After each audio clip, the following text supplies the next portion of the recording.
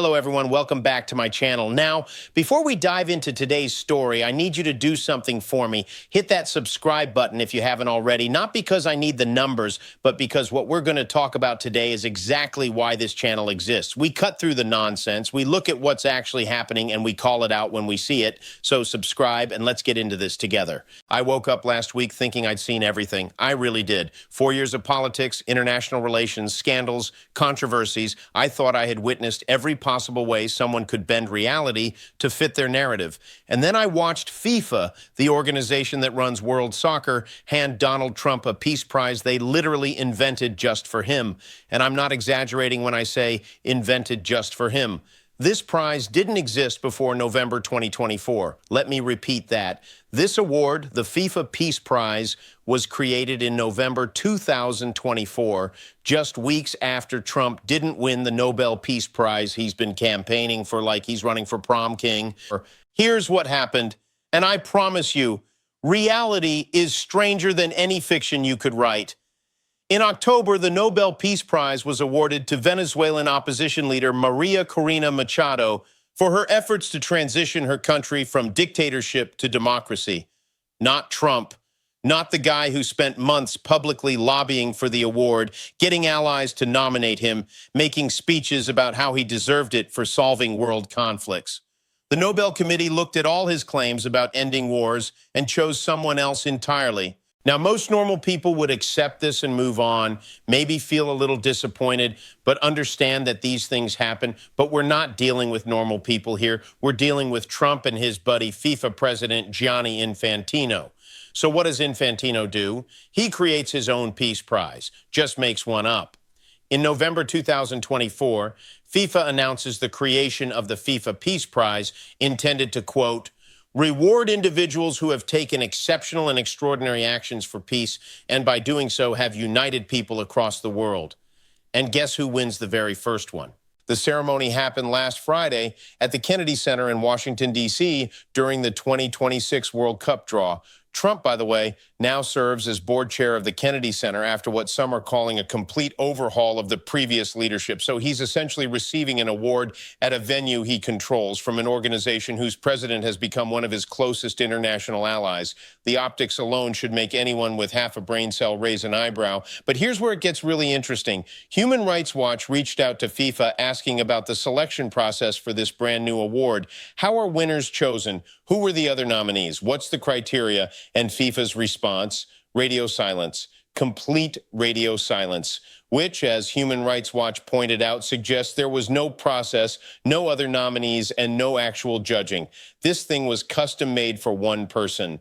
And let me tell you about this ceremony, because it was something to behold. Infantino gets up there and calls Trump a really close friend. He praises him for his, quote, exceptional and extraordinary actions to promote peace and unity throughout the world. He says Trump achieved all this, quote, in an incredible way, and that he definitely deserved the first FIFA Peace Prize. Then Trump walks up, takes the trophy, puts a gold medal around his own neck like he just won the Olympics, and declares this one of the great honors of his life. But wait, it gets better. Earlier that same day, Trump told reporters on the red carpet that he wasn't sure if he was getting the Peace Prize, said it was just a rumor he'd heard. Just a rumor. From the guy who literally planned this whole event at his venue, with his buddy running the ceremony. But sure, total surprise. Now, I want to be clear about something here. I'm not saying there's anything automatically wrong with creating new awards or recognizing people for their efforts toward peace. Awards evolve, new institutions emerge. That's how the world works. What I'm saying is that when you create an award specifically because your friend didn't win a different award, and then you give it to them in a ceremony they control, that's not really an award anymore. That's performance art. And speaking of performance art, let's talk about what this event actually was. Because while it was supposed to be about soccer and the 2026 World Cup, it felt more like a Trump rally that happened to have soccer balls lying around. The Village People performed YMCA, which has become Trump's unofficial anthem at his political events. Andrea Bocelli sang, one of Trump's favorite performers who's appeared at Mar-a-Lago events. The celebrity draw assistants included Tom Brady, Wayne Gretzky, and Shaquille O'Neal. Now, these are legends in their respective sports, but what do they have to do with international soccer? Nothing. But they're big American names that make Trump look good on camera. The whole thing was designed to appeal to Trump and his base, not to celebrate soccer or international unity. This wasn't about the beautiful game bringing the world together. This was about putting on a show that would make one man happy. And FIFA went along with it because they need his cooperation to make the 2026 World Cup successful in the United States. Now, here's where this story gets even more absurd.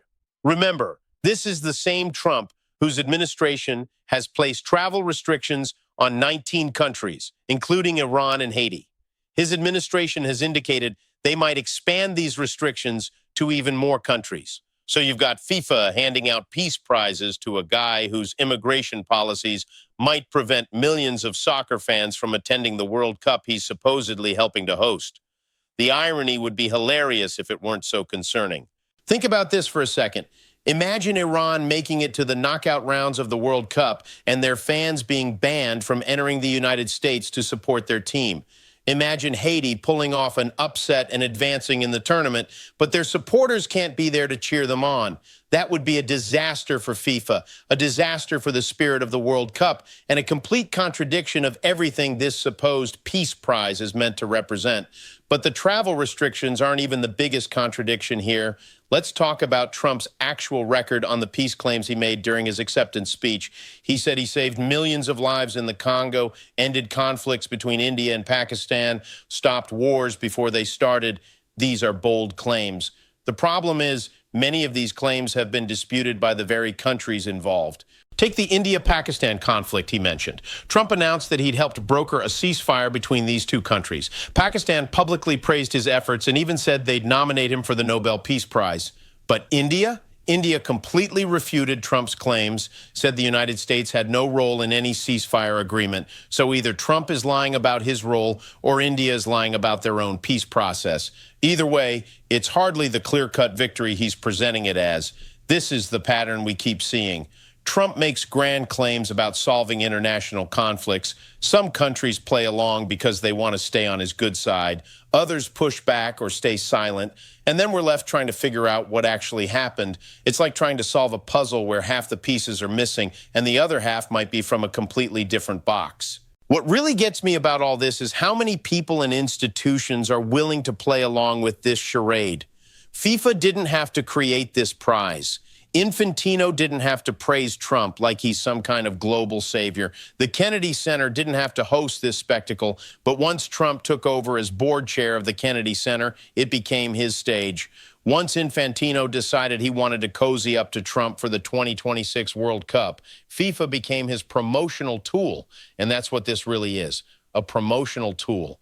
This isn't about recognizing genuine contributions to world peace. This is about making Trump look good on the international stage. It's about giving him something to point to when people question his foreign policy credentials. It's about creating the appearance of global respect and admiration, even when you have to literally invent the award to get it. But here's what's really concerning about all this. We're watching international institutions bend over backwards to accommodate one man's ego.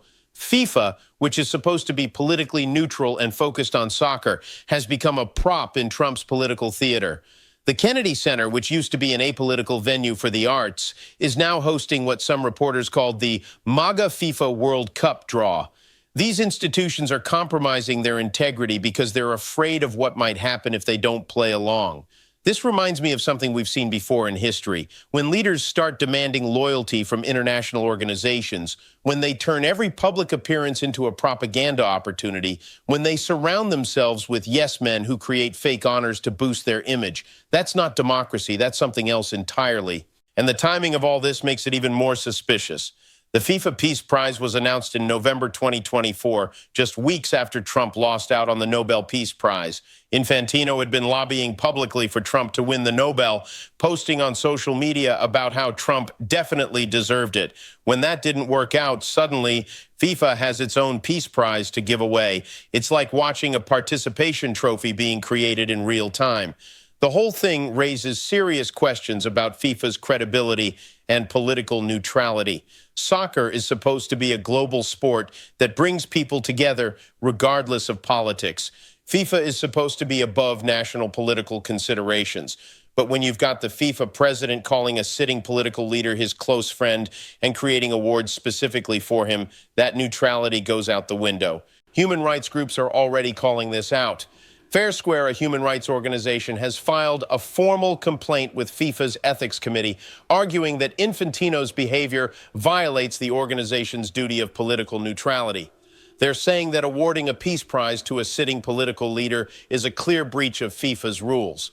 Whether anything comes of that complaint remains to be seen, but at least someone is trying to hold these people accountable. What bothers me most about this whole situation is what it says about where we are as a society. We've become so numb to this kind of behavior that a lot of people just shrug their shoulders and move on.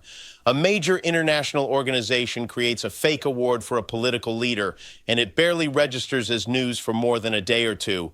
We've normalized the absurd to such an extent that actual corruption and institutional capture doesn't even surprise us anymore.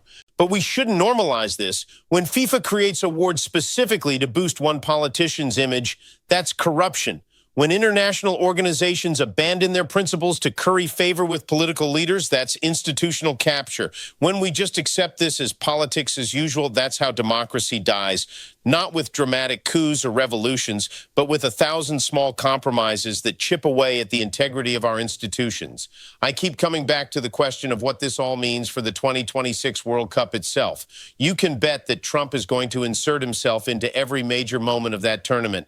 He'll be at the opening ceremony. He'll be at key matches. He'll probably try to present the trophy to the winning team, assuming FIFA lets him, which they probably will because Infantino seems incapable of saying no to him.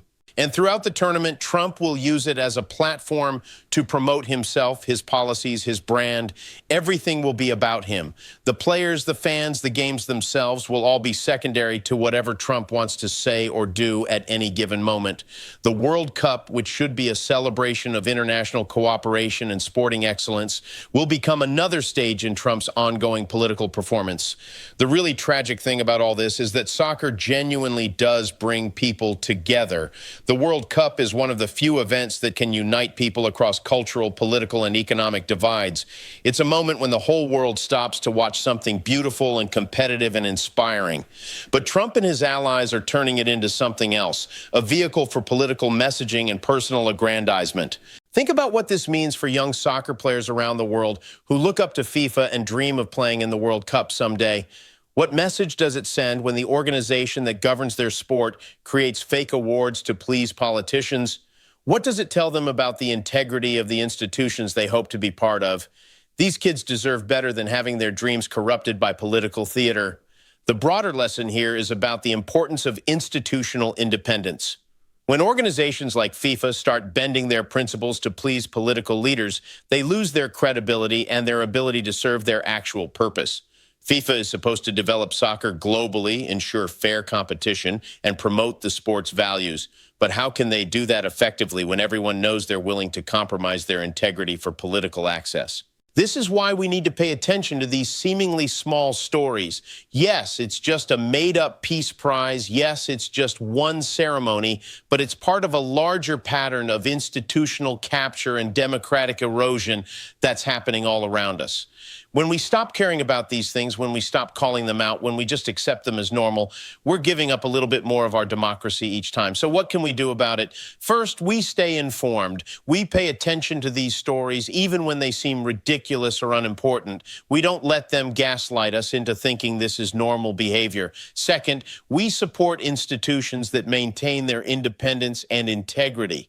Third, we vote for leaders who respect institutional boundaries and democratic norms. And finally, we keep talking about this stuff. We keep pointing out the absurdities and contradictions. We keep asking uncomfortable questions about what's happening to our institutions and our democracy, because the moment we stop caring, the moment we stop paying attention is the moment they win. I want to end with a simple observation. In a healthy democracy, international organizations don't create awards specifically to please political leaders. In a healthy democracy, major institutions maintain their independence and integrity. In a healthy democracy, we don't normalize corruption and institutional capture just because it happens gradually. The FIFA Peace Prize might seem like a silly story about a fake award and wounded ego, but it's actually a story about much more than that. It's a story about how democracy erodes, how institutions lose their credibility, and how we all become complicit when we stop demanding better from our leaders and the organizations that are supposed to serve the public good. So keep watching, keep thinking, keep demanding accountability, and don't let them convince you that any of this is normal, because it's not normal and it never should be. Thank you for watching. Subscribe if you haven't already, and I'll see you in the next one.